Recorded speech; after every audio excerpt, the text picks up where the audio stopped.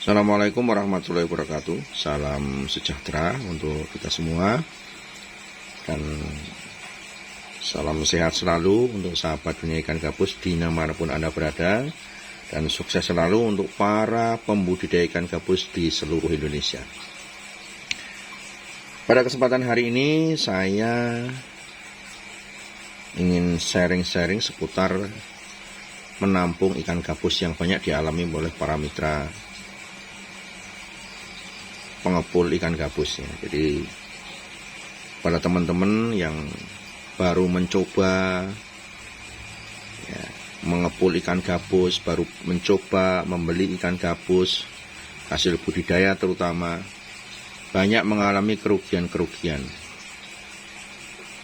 yang terjadi adalah pada saat ditampung banyak yang mati, berpindah kolam mati ya, ganti air mati, padahal ikannya sudah besar-besar.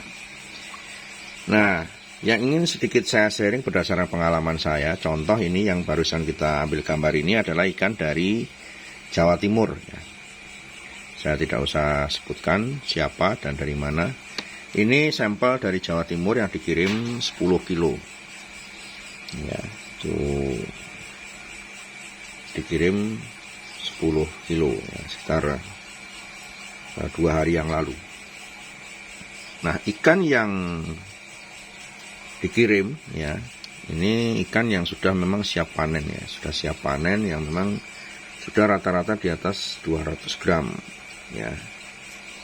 Cuman kenapa kok ikan itu saat dikirim bagus, mulus, kemudian setelah sampai di sini di kolam penampungan, mulai pada hari kedua, ketiga, seterusnya mati terus ya.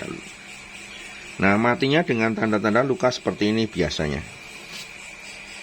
Ya, jadi tanda-tandanya biasanya luka-luka seperti ini, merah-merah seperti ini. Ya, itu 99% rata-rata begini. Padahal saat datang itu ikannya hitam mulus gitu. Mulus gitu, tetapi setelah hari kedua, ketiga itu mulai muncul merah-merah seperti ini ya. Dan ini kalau hanya ditampung saja, tidak diantisipasi, itu langsung mati semua ya. Makanya banyak sekali dari teman-teman para pengepul itu mencoba mengepul ikan gabus, baru belajar sudah berani beli banyak, akhirnya berakhir dengan kematian yang cukup besar, sehingga akhirnya merugi, nggak jadi dijual. Nah, ini seperti ini ya, lukanya merah-merah seperti ini. Ini kebanyakan terjadi pada ikan budidaya, dan dipindahkan ke kolam atau dikirim itu seperti ini luka-luka.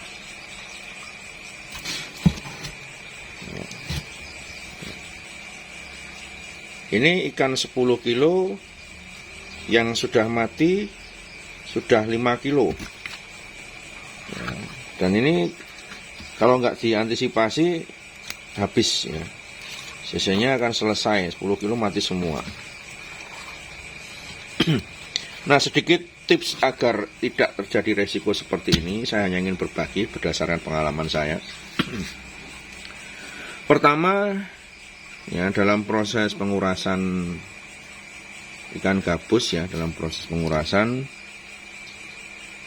kalau memang ikan itu mau dipindah kolamkan, itu air kolam ya, yang tempat untuk dia memindah itu sudah diendapkan ya, minimal 1 minggu dulu ya, 1 minggu sudah diendap untuk pemindahan ikan gabus ke tempat yang lebih bersih ya. Jadi jangan lakukan saat proses pengurasan kok langsung diisi air yang baru disedot dari sumur. Yang pertama. Kemudian yang kedua, dalam proses pemindahan usahakan menggunakan saringan kain ya. Jadi menggunakan saringan kain seperti ini. Ini saringan kain ya, yang terbuat dari kain ya, kain waring dari kain seperti ini. Nah, sehingga apa? Sisik-sisik ikan gabus ini tidak ada yang nyangkut di sini, kecandal-candal saat dipindahkan. Saat dituangkan, saat dia masuk ke sini, itu tidak ada yang nyantol di lubang-lubang jaring ini, yang menyebabkan ada sisik yang mengelupas, kemudian ada sisik yang terbuka. Ya, terbuka, kecendol membuka gitu. Jadi badannya ini ya sisiknya membuka, kemudian ketarik sama jaring ini membuka, kemudian nutup lagi. Ini menyebabkan juga luka. Nah, kebanyakan dalam proses pemindahan ikan gabus ini, teman-teman menggunakan waring yang seperti ini. Nah, ya kan? Nah, menggunakan waring yang seperti ini. Nah, ini kalau untuk manen ikan gabus rusak semua ini. Ya, ingat, kalau untuk manen ikan gabus ini rusak semua ikannya. Karena sisik ikan gabus ya berpotensi saat dimasukkan ke sini kemudian dia menggelapar nyangkut di sini, walaupun sepertinya nggak nyangkut tapi nyangkut ada yang terkelupas, satu dua yang terbuka, kecendol terbuka, sehingga menyebabkanlah munculnya luka-luka seperti ini. Ya, ini muncul luka-luka seperti ini merah-merah kayak gini. Karena saat dimasukkan ke dalam waring seperti ini, dia banyak yang kecantol ya, kecantol dengan waring-waringnya agak tajam ya. Kalau di sini kan bahannya seperti senar gitu kan, tipis gitu kan. Nah, ini menyebabkan munculnya luka-luka di bagian badan ikan gabus ya. Sebenarnya ikan gabus ini ikan yang kuat ya, ikan yang kuat ya. Selama dia tidak ada luka-luka yang banyak atau mungkin langsung diantisipasi, itu nggak akan mati. Ya. Makanya saat datang itu kondisinya mulus, belum muncul luka, karena kan barusan saja. Setelah berpindah kolam, berpindah dengan suhu air yang berbeda atau mungkin lebih hangat atau mungkin lebih di situ lebih suhunya lebih tinggi, ya ini bisa muncul merah-merahnya seperti ini. Ya. Ini jadi teman-teman saya harapkan dalam proses pemanenan terutama bagi mitra, jangan gunakan waring seperti ini. Ya, jangan gunakan waring seperti ini. Ini kebanyakan yang membuat para pengepul bangkrut ini ya seperti ini.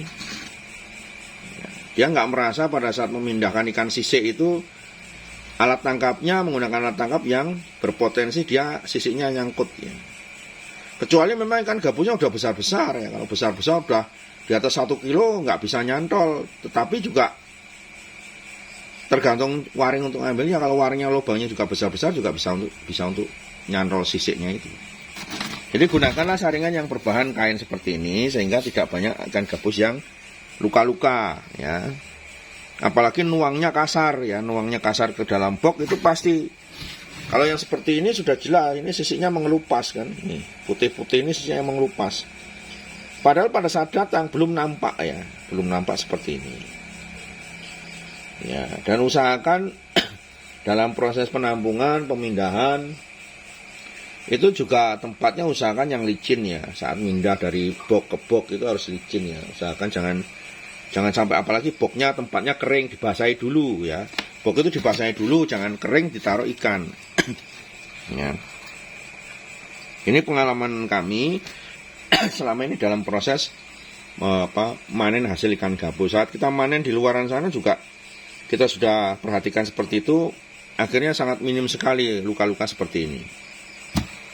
Ya. Padahal ikannya tadinya sehat-sehat, bagus, tidak ada yang sakit. Pada saat dipindah kolamkan, kadang luka-luka seperti ini dan merah-merah seperti ini udah selesai.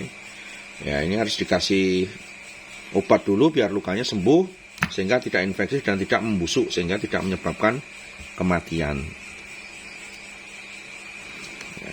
Ya, ini sekedar sharing saja kepada pemirsa dan teman-teman terutama mitra pengepul ini, mitra pengepul yang baru mau belajar ngepul ikan gabus hasil budidaya. Ya. Hasil budidaya maupun hasil tangkapan alam. Nah, kenapa saya katakan kok ikan gabus yang budidaya ini lebih rentan? Karena memang dari bentuk fisiknya, kalau kita pegang bagian badannya ini kasar, jadi sisiknya agak timbul ya. Sisiknya itu beda dengan ikan dari tangkapan alam. Kalau ikan tangkapan alam itu kalau dielus gini licin sekali ya, tidak sisiknya tidak agak menyembul ke permukaan. Tapi kalau ikan hasil budidaya jelas bedanya. Jadi kalau dari sisi fisik seperti ini, ya, fisiknya seperti ini kita pegang gitu kasar ini. Ya, jadi kalau ikan budidaya makanannya pelet, pasti dari sisi fisiknya sudah kelihatan.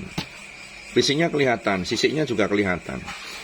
Kasarnya juga kelihatan. Seperti kalau di elus gitu, seperti bergerigi itu sisiknya, agak lebih muncul ya.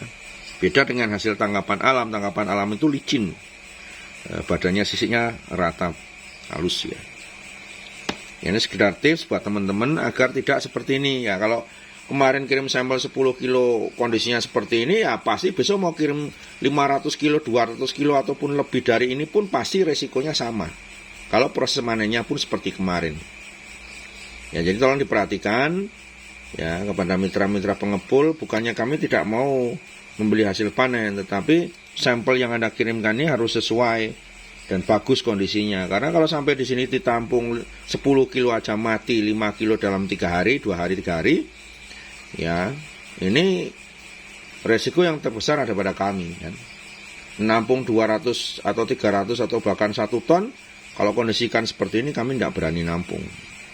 Karena sejak dari proses penanganannya dari sana sudah banyak yang luka. Ini sekedar tips kepada teman-teman agar nanti lebih memperhatikan dalam proses pengambilan ikan ya.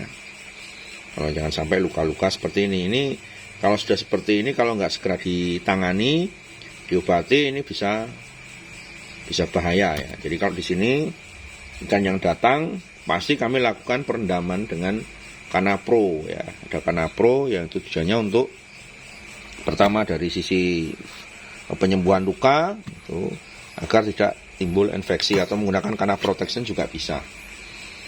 Ya, ini luka-lukanya. Oke pemirsa, itu yang sekedar sharing dari kami, mudah-mudahan bermanfaat ya. Dengan harapan mitra-mitra yang ngepul itu tidak banyak menderita kerugian. Ya kan, kita mau cari untung, kita mau cari penghasilan, kok malah buntung akhirnya. Baru belajar nampung ikan gabus 20 kilo, mati semua. Baru nampung belajar 50 kilo, mati semua. Nah ini, sejak proses penangkapannya inilah yang sudah beresiko. Sejak proses mulai pengambilannya saja sudah tidak memperhatikan alat tangkapnya. Ya, alat tangkapnya ini diperhatikan sekali. Jangan dikira cuma waring kayak gini, ini berpengaruh sangat besar dalam proses pemanenan. Ya kami nggak pernah menggunakan waring seperti itu manen. Yang manen yang menggunakan waring dari bahan kain seperti ini. Ya, ini sangat bagus untuk proses pemanenan. Ya, oke, sukses untuk teman-teman semuanya. Ya, salam sehat selalu dan keberhasilan selalu menyertai Anda semua di sektor budidaya ikan gabus. Assalamualaikum warahmatullahi wabarakatuh.